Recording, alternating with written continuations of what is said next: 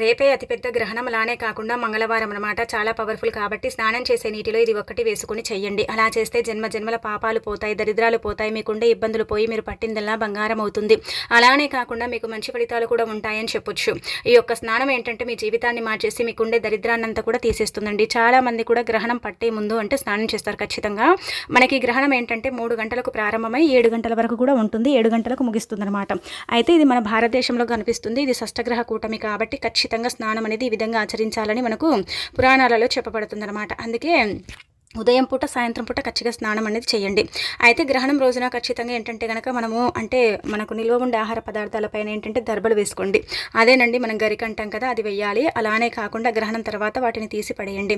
గ్రహణానికి గంట ముందే ఏంటంటే కనుక ఆహారం తీసుకోవాలి. కొంతమంది 2 గంటలు అంటారు, అలానే కాకుండా గంట అంటారు, కానీ శాస్త్రాల్లో 1 గంట ముందే ఆహారం తీసుకోవాలి. గర్భిణీ స్త్రీలు జాగ్రత్తగా ఉండాలి, బయటికి వెళ్ళటం ఇలాంటివి చేయకూడదు. ఆ తర్వాత మీరు ఏంటంటే కనుక గ్రహణానికి ముందు కావచ్చు, గ్రహణం తర్వాత కావచ్చు, ఇంటిని క్లీన్ చేసుకుంటారు కదా, ఆ నీటిలో ఏంటంటే అరస్పూన్ అంతా కల్లుపు, రాక్ సాల్ట్ అంటాం కదా, అది వేసుకోండి. అలానే కాకుండా చిటికడంతా పసుపుని వేసి ఇల్లంతా కూడా క్లీన్ చేయండి. అలా చేస్తే గ్రహణం ఎఫెక్ట్ అనేది మీ ఇంటి మీద పడకుండా ఉంటుంది. గ్రహణం తర్వాత ఈ విధంగా చేస్తే ఆ రేడియేషన్ అనేది మీ ఇంటిని తాకకుండా ఉంటుందన్నమాట.